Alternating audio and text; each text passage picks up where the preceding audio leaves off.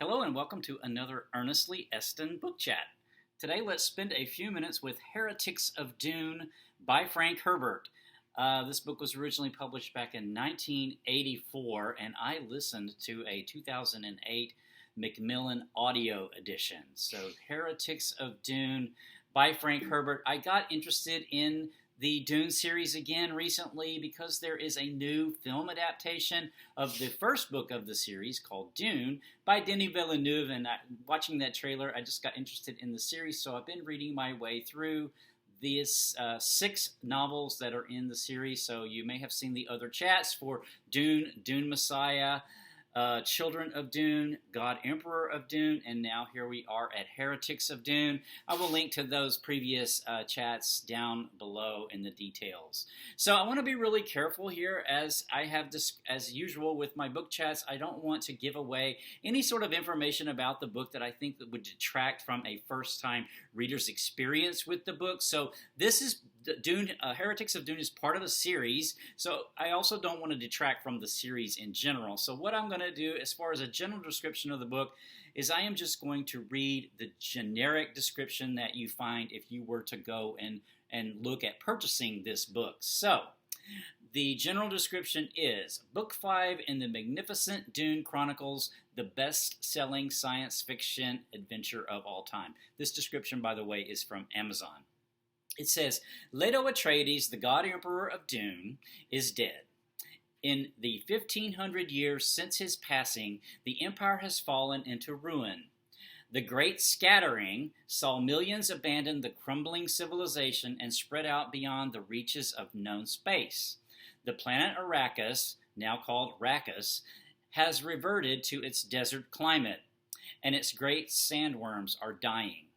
Now, the Lost Ones are returning home in pursuit of power, and as these factions vie for control over the remnants of the empire, a girl named Shiana rises to prominence in the wastelands of Arrakis, sending religious fervor throughout the galaxy.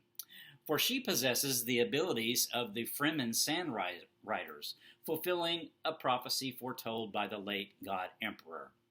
So, yeah, this is about 1,500 years since the events of the last book, The God Emperor of Dune, and it's about, when I counted it up, about 5,000 years, I think, has passed since the first book, Dune. So some important things have happened since the previous book, though. Kind of mentioned a little bit, some of them in that description, but one thing I want to talk about is artificial melange or spice. So in the previous chats, I've talked about this world, this universe, this Duneverse, and so I'm not going to go into the details in this chat. So if you're interested to learn more of a background, check out some of the earlier chats, but spice has been a very important substance to the human civilization of this time, of these multiple planets. So by this time, by book 5, there has been an artificial spice that has been developed, and that has, of course, impacted really the economy and the importance of the planet Arrakis. Arrakis is as it's known now. So then also in this book, the Ixians, which is a component of the human civilization, one of the human cultures within the civilization, has developed space travel outside of the guild's monopoly, and so that has really impacted the structure of what's left of the empire.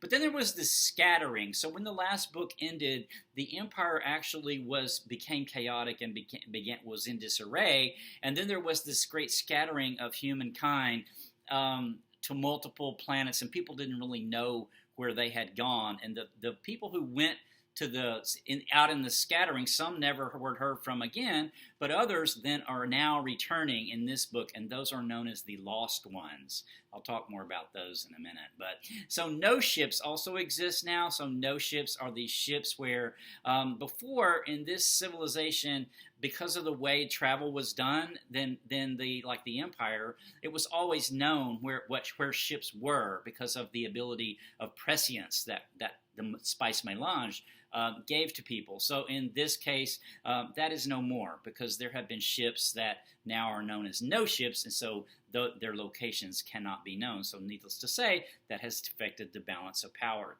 So, big questions in the books so far, I think, and I think I'm going to do a general wrap-up video when I finish the next book. But for now, just some big questions that are addressed in these books are, what kind of government do we need to flourish under what circumstances? So humans, government, questions of government and what's the best government. And then another question I think that's asked across the book so far is, why do we believe what we do? And what purpose does it serve, and how does it affect us? But the focus more or less of this book, I think, is who are we? Who are we as humans? And so, this question is... there's a lot of aspects to it in this particular novel. One is the lost ones that I mentioned. These are from the Scattering. So these are humans who have gone, and they've been gone for centuries, and then they start to return back into the old Imperium, and then they impact it, right, because they've evolved differently. And one sort of group, a very important group in this book, is called the Honored Matres. And they are a group it's an all-women order, and it's sort of similar to the Bene Gesserit order, which I've also discussed in the previous book, so I won't describe too much here. I will talk a little bit more about the contrast between the Honored Matres and the Bene Gesserits, but yeah, they figure very prominently. And then the Face Dancers and the Talaxians. So the Face Dancers are they're basically shapeshifters. They are kind of human, but they don't really have individuality because of the way that they have been genetically modified. So they're kind of interesting.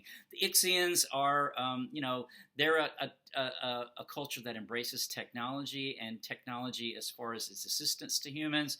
This is not really followed by the rest of the empire because of the Butlerian Jihad. I've talked about that in previous chats as well. But then, so they developed sort of on their own. And then the Fish Speakers, they're not so prominent in this book. They were a sort of a women's warrior group that really was important in the last book, God Emperor of Dune. They are still sort of present in this book, but sort of on the sidelines. So I mentioned about the Bene Gesserit and the Honored Matres. So one way that they differ is how they embrace sexuality and what they use it for. So the Bene Gesserit order, they really try to control the power structures of the different planets and the Imperium in general. And so the way that human civilization in this far-flung space civilization is because they're so...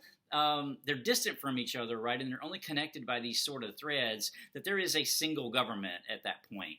And the Bene Gesserit really focuses on the power structure, the different genetic lines through genetic breeding. So they use sexuality really to accomplish that purpose as far as breeding in certain traits that they want to see in certain lines, and then inserting those descendants or those that offspring into those sort of houses of power. Whereas the Honored Matres have developed a different sort of use of sexuality, and I think the best sort of way to describe it is sort of like a drug addiction. So a drug addiction, if your person gets addicted to drugs, the drugs actually impact their physiology and impacts their chemistry and their cells to where they need the drug, right? But there's also a psychiatric kind of impact as well, that pleasure, that sort of other kind of addiction that can come with drug addiction.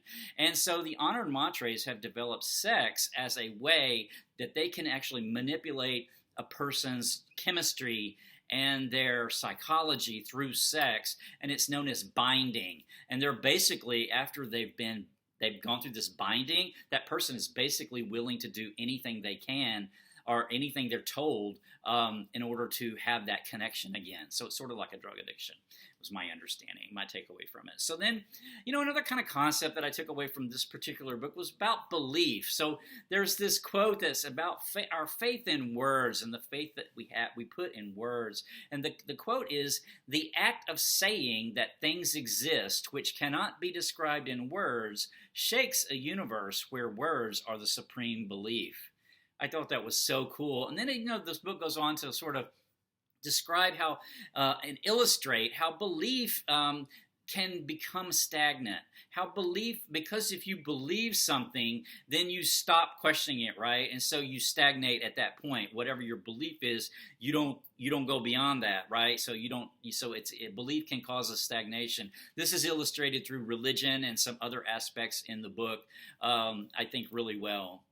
And then the book touches on dependency infrastructure, and I talked in the last chat about hydraulic dependency, and this is sort of the same concept illustrated in this particular book, but in this case it's elaborated a bit more around like dependency infrastructure. This is a term that includes all things necessary. Well, there's a quote here: a term that includes all things necessary for a human population to survive at existing or increasing numbers. So this is something that makes our societies more complex, right? And allows us to either expand in numbers or in health or in, something like that. So dependency infrastructure, a good example is electricity, where we existed before there was electricity, but once we got the infrastructure of electricity, human civilization was able to dramatically expand. And there's all sorts of this sort of examples of this sort of infrastructure, dependency infrastructure. And then before I run out of time on the chat, I just want to touch base about a few odds and ends that I thought were really cool in the book. One is the Van Gogh painting Cottages. So I just think it's really cool in books sometimes whenever there will be a mention of either another book or a work of art. And in this case, this is thousands and thousands and thousands and thousands of years into the future. And Van Gogh's Cottages are one of the Reverend Mothers of the Bene Gesserit has this painting. It's been protected. It's sort of in a preserved, sort of in a way that it's preserved. The canvas is preserved because, of course, it's many thousands of years old. But I thought that was really cool. And then there was this idea of change as explosions of time. I thought that was real cool too, because a change is how time moves along, right? Through change. And so change as explosions of time. I just thought that was so cool. And then, finally, I'm going to do this video, like I said, to kind of like go over like just the whole series, but one real big topic here is patience and the really long game that the Bene Gesserit are willing to play in human history, and patience, having the patience for that. So that's really cool, I thought. And then finally, diversity. This topic's popped up a lot, especially in the last book, God Emperor of Dune, but it also was mentioned here quite a bit, and this is diversity. How we need to be diverse. Humans need to be diverse in order to ensure our survival, ultimately, because the many ways of being and many ways of understanding actually increase the chances that a larger group gets it right at some point. And so if a group actually self-destructs, it's not destroying everybody. And I thought that was really cool. And then before I completely run out of time, I want to just mention about heretics in the title. So heretics in the title actually pertains to love.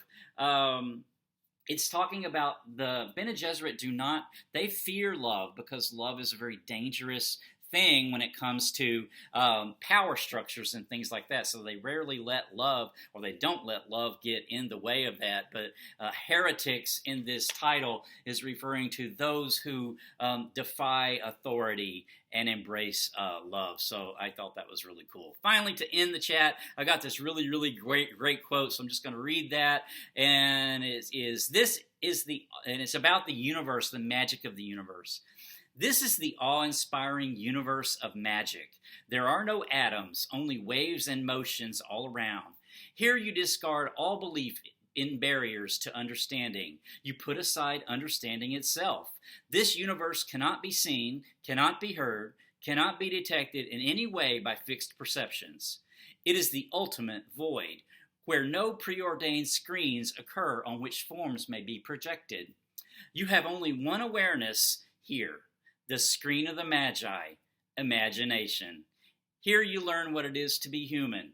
You are a creator of order, of beautiful shapes, of systems, an organizer of chaos. So I'll leave the chat with that. I just love that quote. It's from the Atreides Manifesto, held in the Bene Gesserit archives. I just think that is so cool. You are a creator of order, so go create some beautiful shapes, systems and organize the chaos in your life. All right. My next chat, I am going to read the sixth and final novel of the Dune series, but my next chat is actually going to be the second volume of this 3-volume history of the Third Reich, the Third Reich in Power. That should be coming up fairly soon. Until next time, take care.